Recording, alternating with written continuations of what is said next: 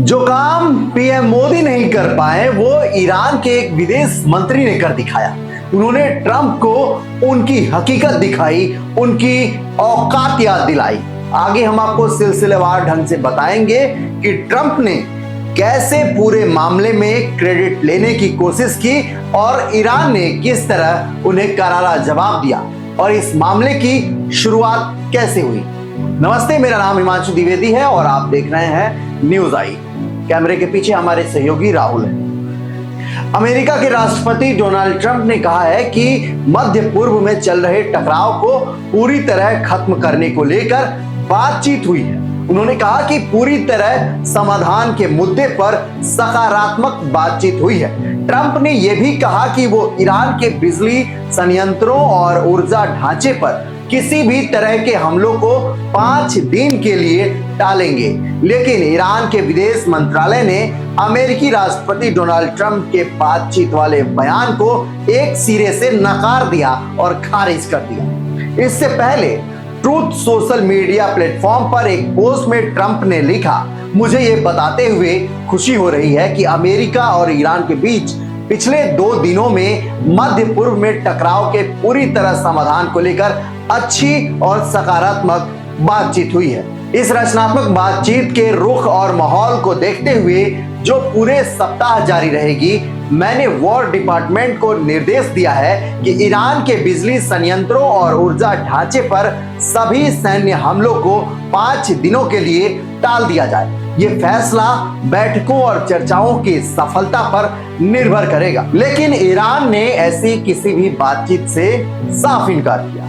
BBC के अमेरिकी साझेदार सीबीएस न्यूज के अनुसार ईरान के विदेश मंत्रालय ने एक बयान में कहा, हम अमेरिका के राष्ट्रपति डोनाल्ड ट्रंप द्वारा कही गई उस बात को नकारते हैं जिसमें उन्होंने कहा था कि अमेरिका और ईरान के बीच बातचीत चल रही है और सीज फायर हो सकता है। बयान में उन्होंने आगे कहा कि ईरान अपनी उसी बात पर कायम है कि किसी भी तरह की बातचीत तभी होगी जब युद्ध से जुड़े ईरान के लक्ष्य पूरे हो जाएंगे। यानी कि वो अपने सुप्रीम लीडर खामनेई की हत्या का बदला लेना चाहता है। इससे पहले बीबीसी फारसी की वरिष्ठ संवाददाता होचे हबीबी जात के मुताबिक ईरान के फॉर्स न्यूज एजेंसी ने एक अज्ञात ईरानी स्रोत के हवाले से कहा है कि ट्रंप के साथ कोई सीधा या अप्रत्यक्ष संपर्क नहीं है। यह agency Islamic revolutionary guard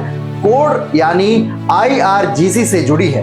Habibi जात के अनुसार स्रोत का कहना है कि जब ट्रंप ने सुना कि हमारे निशाने पर पश्चिमी एशिया के सभी पावर स्टेशन होंगे तो वो पीछे हट गए। आप सबको 2025 की वो घटना तो याद होगी जब 7 मई से लेकर 10 मई तक भारत ने नापाक पाकिस्तान पर मिसाइलें दागी, गोलियां और बारूदों की बरसात की। पाकिस्तानी आतंकियों की कमर टूट गई, कई के तो कब्र तक खोद दिए गए। इसी बीच तीसरे या चौथे दिन अमेरिका से एक चौंकाने वाली खबर आती है, एक उड़ती हुई खबर आती है कि दुनिया के सबसे ताकतवर देश के राष्ट्राध्यक्ष इसमें अपनी टांग अड़ाते हैं और कहते हैं कि भारत और पाकिस्तान के बीच जो युद्ध चल रहा था उसका सीज फायर उन्होंने करवाया। उन्होंने दावा किया कि दोनों देशों को ट्रेड डील बंद करने की उन्होंने धमकी दी, तब जाकर ये दोनों देश सीज फायर के लिए तैयार हुए।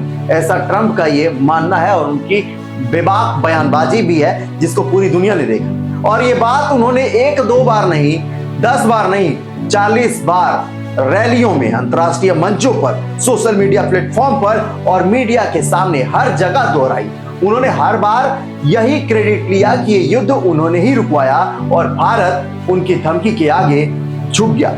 लेकिन 140 करोड़ देशवासियों का प्रतिनिधित्व कर रहे हमारे 56 इंच वाले प्रधानमंत्री मोदी ने एक बार भी इसके खिलाफ कुछ भी नहीं कहा, ना कोई बयान दिया, ना ही ट्रंप के दावों को झुठलाया।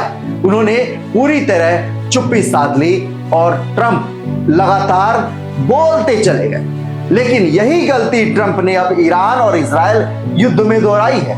फर्क बस इतना है कि वो भारत नहीं ईरान है, जहां कोई मोदी जैसा चुप रहने वाला नेतृत्व नहीं है। ईरान ने ट्रंप की दोगली बयानबाजी का मुंहतोड़ जवाब दिया।